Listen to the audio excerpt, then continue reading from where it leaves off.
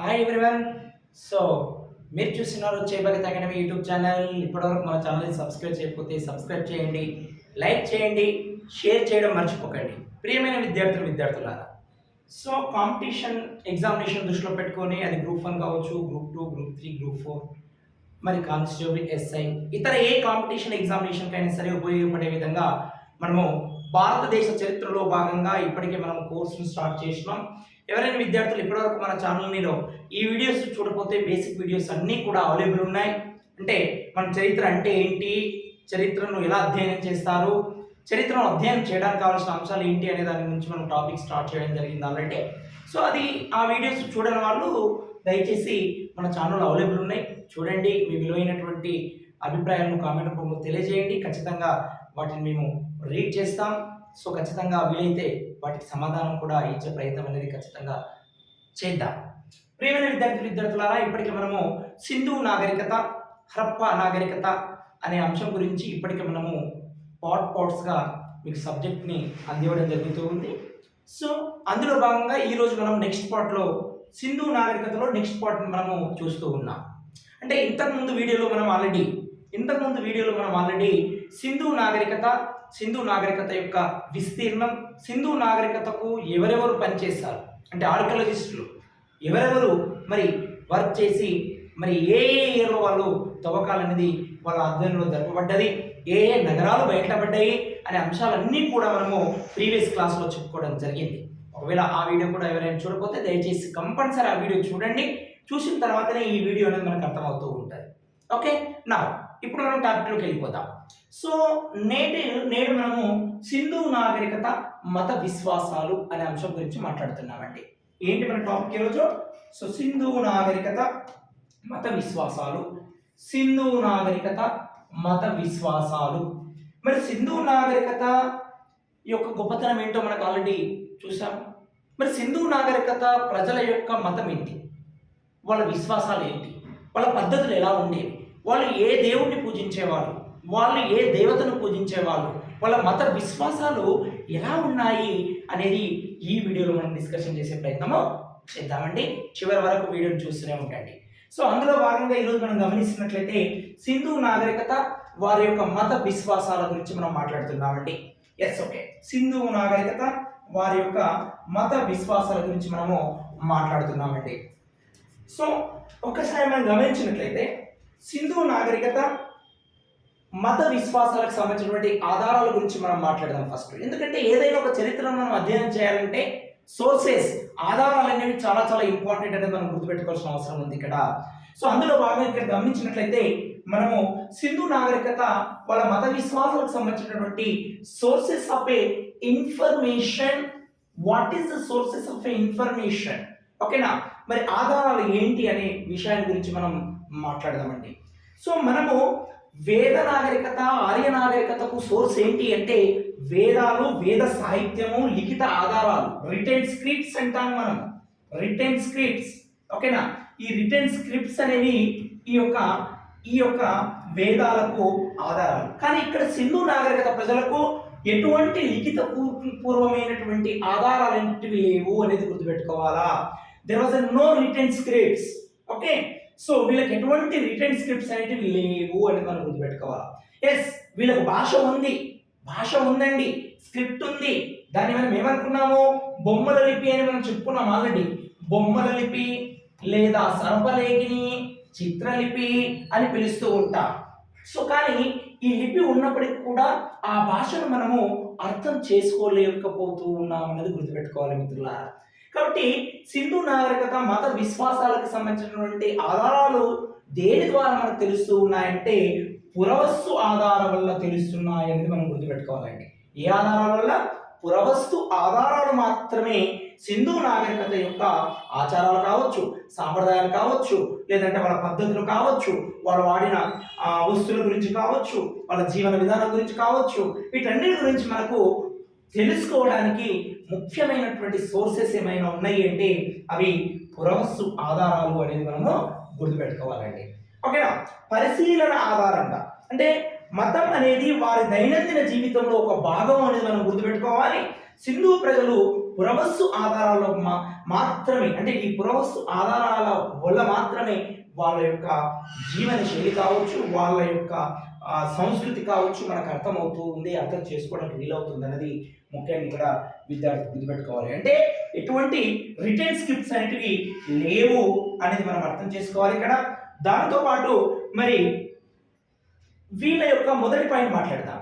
వీళ్ళ మత విశ్వాసాలలో భాగంగా మనం మొదటి పాయింట్ ఏం మాట్లాడుతున్నాం ఇప్పుడు అంటే, సో మరి వీళ్ళు మొదటిది సింధు ప్రజల యొక్క ఆరాధన లేదా సింధు ప్రజల యొక్క వ్యవస్థ ఎలాంటిది? ఫస్ట్ ఈ పాయింట్ మనం అర్థం చేసుకోవాలండి. సింధు ప్రజల యొక్క వ్యవస్థ ఎలాంటిదంటే మాతృస్వామిక వ్యవస్థ అనేది గుర్తుపెట్టుకోవాలండి. మాతృస్వామిక వ్యవస్థ అనేది గుర్తుపెట్టుకోవాలి. మదర్ అంటే స్త్రీకి ఎక్కువ ఇంపార్టెన్స్ ఇచ్చేవాళ్ళండి వీళ్ళు. అంటే మనకు లభ్యమైనటువంటి ఎవిడెన్స్ వల్ల అర్థమవుతుంది ఏంటి అంటే, సింధు ప్రజల యొక్క వ్యవస్థ మాతృస్వామిక వ్యవస్థ, తల్లికి ఎక్కువ ఇంపార్టెన్స్ ఇచ్చారు, స్త్రీకి ఎక్కువ ఇంపార్టెన్స్ ఇచ్చారు అనేది మనకు అర్థమవుతూ ఉన్నది. వీళ్ళు ముఖ్యంగా మాతృదేవ యొక్క ఆరాధన అనేది ఎక్కువగా ఉన్నది అనేది మనకు అర్థమవుతూ ఉన్నది. మరి అత్యధికంగా సింధు నాగరికతలో మనకు లభ్యమైనటువంటి విగ్రహాలు ఏమైనా ఉన్నాయి అంటే అవి మాతృదేవి ఆరాధనకు సంబంధించినటువంటి విగ్రహాలే ఎక్కువగా ఉన్నాయని మనం అర్థం చేసుకోవాలి. సో ఈ యొక్క మాతృదేవి ఆరాధన అనేది దేనికి సంకేతం, దేనికి సింబలిజం అనేది మనం అర్థం చేసుకుంటే ఇక్కడ సంతాన సంపత్తి, అదేవిధంగా భూసారం, సంతాన సంపత్తి మరియు అదేవిధంగా భూసారానికి సింబలైజేషను ఈ యొక్క మాతృదేవ ఆరాధన సింధు ప్రజలను సూచిస్తుంది అని మనము అర్థం చేసుకోవాలి. మరి వీళ్ళు ముఖ్యంగా వీళ్ళ యొక్క విధానం వ్యవసాయ సమాజం అండి. ఇది మొత్తం కూడా అగ్రికల్చర్ మెయిన్ బేస్ అండి. సింధు ప్రజల యొక్క ముఖ్యమైన వృత్తి వ్యవసాయము అనేది గుర్తుపెట్టుకోవాలి. వీళ్ళు మొత్తం వ్యవసాయం పైనే వీళ్ళ యొక్క సమాజం అనేది ఆధారపడి ఉన్నది అని మనకు అర్థం చేసుకోవాలి. మరి వీళ్ళు అత్యధికంగా ఏ దేవతకు ఇంపార్టెన్స్ ఇచ్చారండి? స్త్రీ దేవతకు ప్రాముఖ్యత ఇచ్చారు సింధు ప్రజలు అనేది మనం గుర్తుపెట్టుకోవాల్సినటువంటి అవసరం ఉంది. ఎస్, సో వీళ్ళు ముఖ్యంగా మాతృదేవి ఆరాధన చేసేవాళ్ళు. మరి అత్యధికంగా సింధు నాగరికతలో బయలుపడినటువంటి విగ్రహాలు మాతృదేవిని ఆరాధన చేసినట్లుగా మనకు ఆధారాలు లభ్యమవుతూ ఉన్నాయి. మరి వీళ్ళు ముఖ్యంగా వ్యవసాయంతో కూడుకున్నటువంటి సమాజంలో జీవించాలని మనం గుర్తుపెట్టుకోవాలి. అంటే వీళ్ళ వృత్తి ముఖ్యంగా అగ్రికల్చర్, వ్యవసాయం అనేది గుర్తుపెట్టుకోవాలి. మరి వీళ్ళు ఎక్కువగా ఏ దేవతకు ఇంపార్టెన్స్ ఇచ్చారంటే స్త్రీ దేవతకు అత్యధికంగా ఇంపార్టెన్స్ ఇచ్చారు. అందుకే వీళ్ళ యొక్క వ్యవస్థ ఎలాంటిదంటే మాతృస్వామిక వ్యవస్థ అనేది గుర్తుపెట్టుకోవాల్సిన అవసరం ఇక్కడ ఉంది అనేది గుర్తుపెట్టుకోవాలి విద్యార్థులారా. ఓకేనా? రైట్, నెక్స్ట్ పాయింట్కి వెళ్ళిపోదాం. సో మనం ఇక్కడ నెక్స్ట్ గమనించినట్లయితే మరి రెండో పాయింట్ మనం గమనించినట్లయితే మరి పశుపతి వీళ్ళ యొక్క దేవుడు అండి. అసలు సింధు ప్రజలకు దేవుడు ఉన్నాడా? ఉంటే ఏ దేవుణ్ణి వీళ్ళు పూజించాలి? ఎందుకంటే మనం మాట్లాడుతుంది BC 2500 యొక్క కాలం యొక్క ప్రజల జీవన విధానం గురించి మాట్లాడుతూ ఉన్నాం. అంటే దాదాపు క్రీస్తు పూర్వం 2500 సంవత్సరాల క్రితం ప్రపంచంలోనే అతిపెద్ద నాగరికతగా వెలిసిల్లినటువంటి సింధు నాగరికత యొక్క పరిస్థితుల గురించి, సమాజం గురించి మనం అధ్యయనం చేస్తున్నాం. కాబట్టి ఇక్కడ మనం గమనిస్తే పశుపతి వీళ్ళ యొక్క దేవుడు అండి. చూడండి, ఇక్కడ మీకు క్లియర్గా కనబడుతుందండి పశుపతి యొక్క ఆకారం ఎలా ఉండేది. ధ్యానం చేస్తున్నట్లు రెండు కాళ్ళను అలా వేసుకొని ధ్యానం రూపంలో ఉన్నట్లు కూర్చొని ఉన్నటువంటి పశుపతి దేవుడి యొక్క విగ్రహాన్ని మనం చూస్తూ ఉన్నాము. ఓకేనా? సో ఈయన చుట్టూ వెరీ వెరీ ఇంపార్టెంట్ అండి, ఈయన చుట్టూ లేని జంతువు ఏది అని అంటాడండి ఎగ్జామినేషన్ లోపట. ఓకేనా? ఈయన చుట్టూ ఉన్నటువంటి జంతువులు చూడండి, మీకు 4 జంతువులు కనబడుతూ ఉన్నాయి. ఓకేనా? 4 జంతువులు కనబడుతూ ఉన్నాయి మనకి ఇక్కడ. సో కాబట్టి ఇవి ఈ జంతువులు. 1 ఇగో, 2 ఎలిఫెంట్, ఇగో నెక్స్ట్, ఇగో నెక్స్ట్. ఓకేనా? సో దున్న, అదేవిధంగా ఈ యొక్క బెఫెలో, దాంతోపాటు ఎలిఫెంట్, టైగర్, ఈ 4 జంతువుల చుట్టూ ఉండేటువంటిది అనేది మనకు అర్థమవుతూ ఉన్నది. చాలా క్లియర్గా మీరు చూసుకోండి, కావాలంటే స్క్రీన్ షాట్ కూడా తీసుకోవచ్చు మీరు. మరి పశుపతి చుట్టూ ముఖ్యంగా 4 జంతువులు ఉండేవి అనేది గుర్తుపెట్టుకోవాలా. మరి ఈ 4 జంతువులతో పాటు ఈయన ధ్యాన స్థితిలో ఉండేవాడు అనేది మనం గుర్తుపెట్టుకోవాల్సినటువంటి అవసరం ఇక్కడ ఉంది. ఇతన్ని పశుపతి దేవుడు అని పిలిచారు. ఎందుకు పశుపతి దేవుడు అని పిలిచారు అంటే పశువులకు అధిపతి అని అర్థం. పశుపతి అంటే పశువులకు అధిపతి అని అర్థం. ఎందుకంటే ఈ సింధు ప్రజల యొక్క జీవన విధానము అగ్రికల్చర్, వ్యవసాయం పైన ఆధారపడి పనిచేశారు కాబట్టి సో పశువులకు అధిపతి పశుపతి, అందుకే ఈయన పేరు పశుపతి దేవుడు అని వచ్చాదని మనం గుర్తుపెట్టుకోవాలండి. అంటే లైక్ కన్క్లూజన్ మనం గమనించినట్లయితే పశుపతి అంటే శివుడి యొక్క ప్రాచీన రూపము అని కూడా మనం చెప్పుకోవచ్చు. పశుపతి అంటే లైక్ వాట్, శివుడి యొక్క ప్రాచీన రూపము అనేది మనకి ఇక్కడ అర్థమవుతుంది అనేది విద్యార్థులు గుర్తుపెట్టుకోవాలండి. ఇందులోకి compulsory any competition examination question వచ్చే అవకాశం ఉంటుంది. అందులో ముఖ్యంగా పశుపతి దేవుడి యొక్క చుట్టూ ఎన్ని జంతువులు కలిగి ఉంటాడు అనేది చాలా చాలా ఇంపార్టెంట్ అనేది గుర్తుపెట్టుకోవాలి. లేని జంతువు ఏదో అనేది కూడా గుర్తుపెట్టుకోవాలి. ఈ 4 తప్ప మిగతా ఏ జంతువు వచ్చినా అది ఏంటి అనేది మనము గుర్తుపెట్టుకోవాలని విద్యార్థులు. మరి శివుని పశుపతి యొక్క రూపము దేనికి రూపము అంటే శివుని యొక్క ప్రాచీన రూపానికి సంకేతం అనేది మీరు గుర్తుపెట్టుకోవాల్సిన అవసరం ఉంది. ఓకేనా, నెక్స్ట్ వీడియోలోకి వెళ్ళిపోదాం, నెక్స్ట్ పార్ట్లోకి వెళ్ళిపోదామండి. సారీ నా నెక్స్ట్ చూడండి. సో నెక్స్ట్ మనము స్లైడ్లోకి వెళ్ళిపోతే మూడోది, వీళ్ళు ముఖ్యంగా లింగ యోని పూజ చేసినట్లు మనకు ఆధారాలు కనబడుతూ ఉన్నాయి. మరి అతి ముఖ్యమైన ఆనవాళ్ళు ఇవి సింధు నాగరికతలో. దీని మీనింగ్ ఏంటి అసలు? వీళ్ళు లింగ యోని పూజ చేశారంటే దీని అర్థం ఏంటి? దీని అర్థం ఏంటి అంటే మరి సృష్టి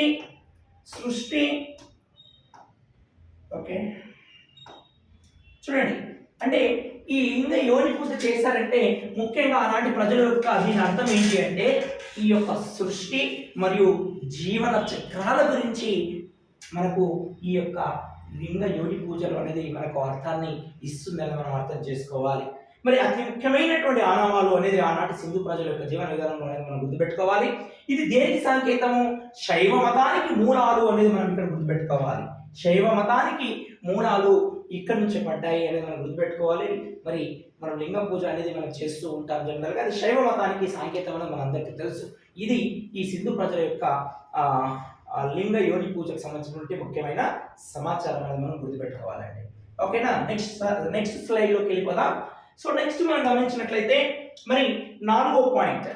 సో 4వ పాయింట్ అండి, సింధు నాగరికతలో భాగంగా మత విశ్వాసాలలో భాగంగా 4వ పాయింట్ మనం ఏం చూస్తున్నామంటే వీరు పశుపతి దేవునితో పాటు లింగ యోని పూజలతో పాటు వృక్ష ఆరాధన కూడా చేసేవాళ్ళనేది మనకి ఇక్కడ క్లియర్గా అర్థమవుతూ ఉంది. ఎస్ అండి. సో వీళ్ళు ముఖ్యంగా పిప్పల్ అనే వృక్షాన్ని పూజించేవాళ్ళు, అంటే అశ్వత్థ వృక్షం అంటామండి. ఈ అశ్వత్థ వృక్షాన్ని వీళ్ళు పూజించేవాళ్ళు. అంటే వీళ్ళు వృక్షాలను చాలా పవిత్రంగా భావించేవాళ్ళండి. వాస్తవానికి చెప్పాలంటే సింధు ప్రజలు వాస్తవానికి ప్రకృతి ఆరాధకులండి. వీళ్ళు ప్రకృతిని అత్యధికంగా ఇష్టపడే వాళ్ళండి. ఎన్విరాన్మెంటల్ని ఎక్కువగా పూజ చేసేవాళ్ళండి వీళ్ళు. అర్థమవుతుందా? కాబట్టి వృక్షాలను వీళ్ళు చాలా పవిత్రంగా భావించేవాళ్ళు సింధు ప్రజలు. దేవతామూర్తులు వృక్షాలలో ఉంటారని వీళ్ళ యొక్క నమ్మకం అండి. ఎందుకు వీళ్ళు వృక్షాలను ఎక్కువగా ఆరాధించారు? సింధు ప్రజల యొక్క నమ్మకం ఏంటి అంటే దేవుడు అనేది దేవతామూర్తులు అనేవాళ్ళు వృక్షాలలో ఉంటారని వీళ్ళ యొక్క నమ్మకము. అందుకే వీళ్ళు వృక్షాలను ఆరాధన చేశారు అనేది మనకు వీళ్ళ యొక్క సోర్స్ వల్ల మనకు అర్థమవుతూ అనేది మనము గుర్తుపెట్టుకోవాలి. ఓకేనా, ఇది 4th పాయింట్ అండి. అంటే వృక్ష ఆరాధన చేసేవాళ్ళు ఎక్కువగా సింధు ప్రజలు అనేది గుర్తుపెట్టుకోవాలి. ఓకేనా, రైట్. మతంలో భాగంగా నెక్స్ట్ స్లైడ్లోకి వెళ్ళిపోదాం మనము. సో నెక్స్ట్ స్లైడ్లోకి వెళ్ళిపోదాం మనము. నెక్స్ట్ ఏంటంటే 5th పాయింట్. ఎస్ చూడండి, వృక్షాలతో పాటు వీళ్ళు జంతువులను కూడా ఆరాధించేవాళ్ళు. నాగ ఆరాధన, నాగ అంటే ఏంటండి? స్నేక్, పాము. ఓకేనా, వీళ్ళు జంతువులను మరియు పాములను కూడా ఆరాధించినట్లుగా మనకు కనబడుతూ ఉంది. ఎస్ అండి. ఇందులో మెయిన్గా ఎద్దును, ఓకేనా, బుల్, వీళ్ళు దీన్ని ఎలా ఫీల్ అయ్యారు? దైవ ప్రతీకగా ఫీల్ అయ్యారండి. శక్తికి సాంకేతికంగా ఫీల్ అయ్యారండి ఎద్దులు. అంటే వీళ్ళు ప్రధానంగా అగ్రికల్చర్, వ్యవసాయం మీద ఆధారపడినటువంటి సమాజము సింధు ప్రజల సమాజము కాబట్టి అందుకే వీళ్ళు ముఖ్యంగా ఎద్దును దైవ ప్రతీకగా, అంటే దైవంతో సమానంగా వీళ్ళు పూజించారు అనేది మనకు అర్థమవుతూ ఉన్నది.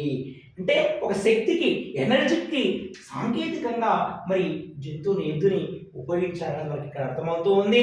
దానితో పాటు నాగ పూజ కూడా ఇక్కడ నుంచే ప్రారంభమైందని మనం గుర్తుపెట్టుకోవాలి. అసలు ఈ నాగ పూజ ఎందుకు చేశారంటే వీళ్ళ నమ్మకం ఏంటి అంటే రక్షణ, ఓకేనా, ప్రొటెక్షన్. ఒక ప్రొటెక్షన్ ఉంటుంది. మనకు జనరల్గా తెలుసు, మనకు గమనించినట్లయితే పురాతనమైనటువంటి దేవాలయాలు కానీ లేదా పురాతనమైనటువంటి తవ్వకాలు మనకు అక్కడక్కడ బయలుపడుతూ ఉంటాయి. అంటే నాగబంది అంటే ఏదైనా అక్కడ ఒక నిధి కానీ ఇలాంటిది ఉన్నప్పుడు అక్కడ మనకు దానిపైన నాగబందికి సంబంధించినటువంటి ఆ యొక్క విధానం అనేది ఉంటాయి, మనకు అక్కడక్కడ బయలుపడుతూ ఉంటాయి చరిత్రలో చాలా ప్రాంతాల్లో మనకు. అంటే ఈ యొక్క నాగ పూజ అనేది రక్షణ, ప్రొటెక్షన్, కాపాడుతుంది, కాపాడడానికి అనేది మనం గుర్తుపెట్టుకోవాలి. అర్థమవుతుందా? ఎస్, వీళ్ళు నాగ పూజ ఎందుకు చేసేవాళ్ళు? వెరీ వెరీ ఇంపార్టెంట్ పాయింట్ అండి. రక్షణ కోసము, ప్రొటెక్షన్ ఉంటుంది అని నమ్మేవాళ్ళండి. ఓకేనా? ఎద్దులు ఎందుకు వీళ్ళు ఆరాధన చేసేవాళ్ళండి? దైవ ప్రతీకగా, అంటే దాని ప్రతీక అంటే రూపం, దేవుని చూసేవాళ్ళు ఎద్దు రూపంలో అనేది మనం గుర్తుపెట్టుకోవాలి. దాంతో పాటు వీళ్ళు ఏనుగు, ఇంతకుముందు చెప్పాను పశుపతి చుట్టూ ఉన్నటువంటిది ఏనుగు, పులి, ఖడ్గమృగం, ఓకేనా, దున్న, ఇవన్నీ మనకు తెలుసు ఆల్రెడీ. 4 జంతువులు ఉంటాయి పశుపతి చుట్టూ, ఓకేనా. సో వీటిని కూడా వీళ్ళు ఆరాధించారనేది మనకు అర్థమవుతూ ఉన్నదండి. ఇది 5th పాయింట్ అండి, ఓకేనా. నెక్స్ట్ వెళ్దామా? నెక్స్ట్ సైడ్లోకి వెళ్దాం. ఎస్, 4వ పాయింట్ ఏంటి అంటే వీళ్ళు నీటి యొక్క ప్రాముఖ్యత ఏంటంటే, అవునండి, ఇక్కడ మనము కొన్ని విషయాలు మాట్లాడుకుంటే అసలు ఆశ్చర్యపోతామండి. నేటి మోడర్న్ డే 2026లో ఉన్నటువంటి ఈ 20th సెంచరీలో జీవనం కొనసాగిస్తున్నటువంటి ప్రజలకు కూడా తెలియనటువంటి అత్యాధునికమైనటువంటి టెక్నాలజీ సింధు ప్రజలు ఉపయోగించారండి. వాళ్ళ హై డ్రైనేజీ వ్యవస్థ, వాళ్ళు ఎంత గొప్ప వాళ్ళంటే మురికి నీరు వేరుగా వెళ్ళడానికి ఒక రకమైనటువంటి కాలువ, మంచి నీరు ప్రవహించడానికి ఒక రకమైనటువంటి కాలువ. వాళ్ళ డ్రైనేజీ సిస్టమ్ ఎలా ఉండేదండి? ఆశ్చర్యపోతాం మనం అసలు. ఎట్లా అంటే అండర్ డ్రైనేజ్ వ్యవస్థనండి. సో మొత్తము డ్రైనేజీ ప్లస్ పైన మొత్తం కప్పు, ఏ చెత్త చెదారం పడకుండా కప్పు ఉండేదండి టోటల్గా. మరి 2020th సెంచరీలో మనం కూడా లేవు మన దగ్గర ఇంత టెక్నాలజీ. అంటే మనం మాట్లాడుతుంది బీసీ 2500 ఇయర్స్ ఎగో అనేది మనం గుర్తుపెట్టుకోవాలి. క్రీస్తు పూర్వం 2500 సంవత్సరాల క్రితం జీవించినటువంటి ప్రజల జీవన విధానము ఎంత అద్భుతమైన టెక్నాలజీగా కలిగి ఉన్నటువంటి ప్రజలు సింధు ప్రజలు అనేది మనకు అర్థమవుతూ ఉందండి. ప్రపంచమే నివ్వరపోయిందండి వీళ్ళ టెక్నాలజీని చూసి, ప్రపంచమే నివ్వరపోయింది. సో కాబట్టి అంత గొప్ప నాగరికత ప్రజలండి వీళ్ళంతా. కాబట్టి హై డ్రైనేజ్ వ్యవస్థ. వీళ్ళు వాటర్ సోర్స్ ఎలా ఉండేది వీళ్ళకు చూడండి. మొహంజదారోలో మనకు స్నానవాటిక బయలుపడుతుంది. మొహంజదారో అనగా మృతుల దిబ్బ అనేది మనం చెప్పుకున్నాం ఆల్రెడీ. మృతుల దిబ్బ మొహంజదారో అంటే అనేది మనకు తెలుసు ఆల్రెడీ. మరి మొహంజదారో ప్రాంతం లోపల మనకి ఏంటి అంటే గ్రేట్ బాత్ అంటే మహాస్నానవాటిక బయలుపడ్డదండి. చూడండి ఒకసారి మనం ఇక్కడ ఈ డయాగ్రామ్ లో చూస్తే మహాస్నానవాటిక వీళ్ళది ఎంత అద్భుతం అంటే, ఇగో అవుట్, ఇన్, ఇగో ఇక్కడ ఎంట్రీ, ఇక్కడ వెళ్ళిపోవడం. చూడండి ఎంత అద్భుతమైన టెక్నాలజీ అండి. అదేవిధంగా అండి ఈ స్నానవాటి యొక్క స్పెషల్ ఏంటి తెలుసా? స్త్రీలు బట్టలు మార్చుకోవడానికి వీలుగా ఉండేటువంటి చిన్న చిన్న రూమ్స్ కూడా ఇక్కడ వాళ్ళు ఆ రోజుల్లో కట్టారంటే స్త్రీలకు ఎంత ఇంపార్టెన్స్ ఇచ్చినటువంటి కల్చరో, మరి తల్లిని అమ్మని ఎంత అద్భుతంగా కొలిచారో మనకి సింధు ప్రజల యొక్క జీవన విధానం, వాళ్ళ సంస్కృతి, వాళ్ళ చరిత్ర మనకు చదివితే క్లియర్గా అర్థమవుతుందని గుర్తుపెట్టుకోవాలి మిత్రులారా. సో ఇక్కడ చూడండి, ఇక్కడ ఎంత అద్భుతమైనటువంటి ఇక్కడ స్టెప్స్ అండి, ఇక్కడ స్టెప్స్ అండి, ఇక్కడ స్టెప్స్ అండి, ఎంత అద్భుతం వీళ్ళు. అంటే ఈ యొక్క కులాన్ని యొక్క స్పెషల్ ఏంటంటే ఇందులోకి చల్ల వాటర్ ఒక సైడ్ నుంచి వస్తాయి, వేడి వాటర్ ఒక సైడ్ నుంచి వస్తాయండి. ఇది ఈ యొక్క స్నానవాటి యొక్క స్పెషల్ అండి. అంటే మళ్ళీ వీళ్ళు అంటే వేస్ట్ వాటర్ పోవడానికి మళ్ళీ అండర్ డ్రైనేజ్ వ్యవస్థ ఎక్కడ మన కంటి కూడా కనబడదు. అంత అద్భుతమైనటువంటి టెక్నాలజీ అండి సింధు ప్రజలది. అంటే ఇది వీళ్ళ యొక్క ప్రాముఖ్యతను మనం గుర్తుపెట్టుకోవాలి. సో ముఖ్యంగా నీటి ప్రాముఖ్యత గురించి మనం అర్థం చేసుకుంటే ఇది మతపరమైన కేంద్రం అనేది మనం అర్థం చేసుకోవాలి. నీటితో శుద్ధి చేసుకోవడం అనే ఆచారాన్ని వీళ్ళు ఓకేనా రిచువల్ శిక్షణ అనేది ఇక్కడ నడిచింది వీళ్ళకి అనేది గుర్తుపెట్టుకోవాలి. సామూహిక స్నానాలు అంటే అందరూ కలిసి స్నానాలు చేసేటప్పుడు వీలుగా ఉండేందుకు వీళ్ళు ఈ స్నాన వాటికల నిర్మాణం చేసుకున్న ఆ రోజుల్లో అనేది మనం గుర్తుపెట్టుకోవాల్సిన అవసరం ఉందండి. సో ఇంత గొప్ప కల్చర్ అనేది ఈ యొక్క సింధు ప్రజల మనం ఇక్కడ అర్థం చేసుకోవాలి. ఓకేనా? ఈ మాస్నాన వాటికి ఎక్కడ బయలుపడ్డదండి? మొహంజదారోలో బయలుపడ్డది. సో గ్రేట్ బాత్ అంటాము అనేది గుర్తుపెట్టుకోవాలి. Yes, right. నెక్స్ట్ స్లైడ్లోకి వెళ్ళిపోదామండి. ఇది నీటి ప్రాముఖ్యత వీళ్ళది. నెక్స్ట్ 7th పాయింట్ మనం గమనించినట్లయితే మిత్రులారా, సో వీళ్ళ యొక్క మతాచారాలు ఏ విధంగా ఉండేవి, వీళ్ళ మతాచారాలు ఏ విధంగా ఉండేవి అని మనం అర్థం చేసుకుందామండి. సో వీళ్ళ మతాచారాలు గమనించినట్లయితే ఇక్కడ ముఖ్యంగా చెప్పాలంటే దేవాలయాలు ఏవి కూడా లేవు వీళ్ళ కాలంలో. వీళ్ళ కాలంలో దేవాలయాలు లేవు. It's very clear. యజ్ఞాలు మంత్రాలు ఉన్నాయి అని అసలు ఆధారాలు కూడా లభ్యం కావట్లేదు మనకు. అంటే దీన్ని బట్టి చూస్తే మనకు యజ్ఞాలు లేవు, మంత్రాలు లేవు, దేవాలయాలు కూడా వీళ్ళకు లేవు సింధు ప్రజలకు అనేది అర్థమవుతుంది. మరి ఇంతకుముందు పశుపతి ఉన్నారు కదా అన్నాం. వీళ్ళ అమ్మ తల్లిని పూజించే వాళ్ళండి. పశుపతితో పాటు వీళ్ళ దేవత అమ్మ తల్లి. ఓకేనా? సో మరి ఎక్కడ పూజ చేసేవాళ్ళు వీళ్ళు? గృహాలలోనే పూజలు నిర్వహించుకునే వాళ్ళండి వీళ్ళు ఎక్కడ? గృహాలలోనే పూజలు నిర్వహించుకునే వాళ్ళండి. ఇది వీళ్ళ యొక్క గొప్పతనం. ఓకేనా? ఎస్, ఇది చాలా ముఖ్యమైనటువంటి పాయింట్ అండి. ఎస్, నెక్స్ట్ స్లైడ్లోకి వెళ్ళిపోదామా? నెక్స్ట్ ఏంటంటే మనం గమనించినట్లయితే సో ఒక అద్భుతమైనటువంటి ఆచారము అనేది మనకి ఇక్కడ కనబడుతుందండి. ఆశ్చర్యానికి గురి చేస్తుంది మనకు వాస్తవం చెప్పాలంటే. ఇప్పటికి కూడా మన దక్షిణ భారతదేశంలో ఉన్నటువంటి సంస్కృతి ఈ యొక్క కల్చర్ని ఫాలో అవుతుంటారు అని గుర్తుపెట్టుకోవాలి. సో 8వ పాయింట్లో భాగంగా మనం మాట్లాడితే మరణం తర్వాత జీవితం అనేది ఉన్నది అని ఈ ప్రజలు నమ్మేవాళ్ళండి. ఒక అద్భుతం ఏంటంటే వీళ్ళు మనిషి చనిపోయినప్పుడు ఆ శవాన్ని పూడ్చిపెట్టినప్పుడు, ఓకేనా, ఆ మట్టిలో ఆ శవం పక్కకు ఏం పెట్టేవాళ్ళండి? సమాధిలో కొన్ని వస్తువులు పెట్టేవాళ్ళండి. వీళ్ళు ఏం పెట్టేవాళ్ళండి? వస్తువులు పెట్టేవాళ్ళండి సమాధిలో పట్టాయిగా. చూడండి ఇక్కడ మీరు సమాధిలో చనిపోయినటువంటి వ్యక్తి పక్కకు సమాధిలో ఏం పెట్టారు? వీళ్ళు వస్తువులు ఉంచేవాళ్ళండి. ఓకేనా? అంటే వీళ్ళకి పునర్జన్మ, పరలోక నమ్మకాలు అనేవి ఉండేవి అనేది మనకి ఇక్కడ దీన్ని బట్టి మనకు అర్థమవుతూ ఉన్నదని గుర్తుపెట్టుకోవాలండి. ఓకేనా? సో వ్యక్తి చనిపోతే ఆ వస్తువులతో పాటు పూడ్చిపెట్టేటువంటి కల్చర్, సంస్కృతి అనేది సింధు ప్రజల యొక్క సంస్కృతి అనేది మనం అర్థం చేసుకోవాలి. వీళ్ళకు మరణాంతరం ఇంకో జీవితం ఉన్నది అనేది నమ్మేవాళ్ళు అనేది కూడా మనకు దీన్ని బట్టి చూస్తే అర్థమవుతుందని మనము అర్థం చేసుకోవాలండి. Okay, yes. Now let's go to next స్లైడ్లోకి వెళ్ళిపోదామా? ఫైనలైజేషన్. ఇప్పటి వరకు మనము ఇంచుమించు ఒక 8 రకాల మత విశ్వాసాల గురించి చెప్పుకున్నాం సింధు ప్రజల యొక్క మత విశ్వాసంలో భాగంగా. మరి ఓవర్వ్యూ చూస్తే ఒకసారి ముఖ్యంగా వీళ్ళు మాతృదేవిని పూజించేవాళ్ళు, పశుపతిని పూజించేవాళ్ళు. వీళ్ళ యొక్క దేవుళ్ళు, వీళ్ళ యొక్క మతం మాతృదేవ పశుపతి అనేది మనకు అర్థమవుతుంది.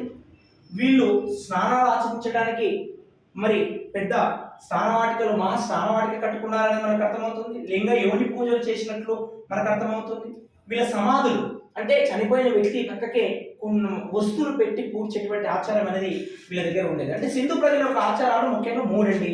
ఒకటి స్నానాలు, లింగయోని పూజలు, అలాగే సమాధులు అనేది గుర్తుపెట్టుకోవాలి. Short and sweet. వీళ్ళ దేవతలు 2, మాతృదేవి, పశుపతి.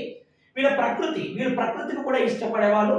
అందులో ముఖ్యంగా వృక్షాలను, జంతువులను పూజించేవాళ్ళు అనేది ఫైనల్ ఓవర్వ్యూ. అంటే మనం ఇప్పటివరకు చెప్పినటువంటి వాటిని ఒక ఓవర్వ్యూ అనేది మనం ఇలా గుర్తుపెట్టుకోండి. చాలా ఈజీగా సింపుల్గా గుర్తుపెట్టుకోండి. అవసరమైతే దీన్ని స్క్రీన్ షాట్ తీసుకుని కూడా మీరు అప్పుడప్పుడు రివ్యూ చేస్తే మీకు కమెంటింగ్ అనేది రావడానికి అవకాశం ఉందని గుర్తుపెట్టుకోవాలండి మిత్రులారా. ఓకే, సో దాంతోపాటు ఫైనలైజేషన్. సో నేటి భారతీయ సంస్కృతిలో సింధు మత ఛాయలు కనిపిస్తాయండి. అవునండి. లైక్ శివ, శక్తి. ఇప్పటికి మనం ప్రకృతిని ఆరాధిస్తుంటాం, శివుని పూజిస్తూ ఉంటాం మనము. ఓకేనా? శక్తిని ఆరాధిస్తుంటాము. ఇవన్నీ కూడా ఏంటంటే హిందూ మతానికి మూలాలు అనేది మనకి ఇక్కడ అర్థమవుతుంది వెరీ క్లియర్గా. కాబట్టి మిత్రులారా, ఫైనలైజేషన్లో భాగంగా మనం ఒకసారి గమనించినట్లయితే సింధు ప్రజలు అనేవాళ్ళు చాలా గొప్ప నాగరికత అనేది మనకు అర్థమవుతుంది. ఈరోజు మనం ఈ వీడియోలో ఫైనల్గా ఓవర్వ్యూలో భాగంగా ఈ పాయింట్స్ మనం చెప్పుకున్నాము అనేది మనకు అర్థమవుతుంది. అంటే మన మెయిన్ టాపిక్ ఈరోజు సింధు ప్రజల యొక్క మత విశ్వాసాలు ఎలా ఉన్నాయి అనే కాన్సెప్ట్ మీకు అందివ్వడం జరిగిందండి. సో నెక్స్ట్ సింధు నాగరికత లో భాగంగా నెక్స్ట్ వీడియోలో మళ్ళీ మనం కలుద్దాం. ఒకవేళ మీకు ఏవైనా డౌట్స్ ఉంటే దయచేసి కామెంట్ చేయండి. సో లైక్ చేయండి, మన ఛానల్ని సబ్స్క్రైబ్ చేయండి. ఇంకేమైనా మీ అమూల్యమైన సజెషన్స్ ఉంటే కూడా కామెంట్ రూపంలో తెలియజేయండి, వాటిని మేము ఖచ్చితంగా ఫాలో అవుతాం. సో నెక్స్ట్ వీడియోలో మళ్ళీ కలుద్దాం. బాయ్.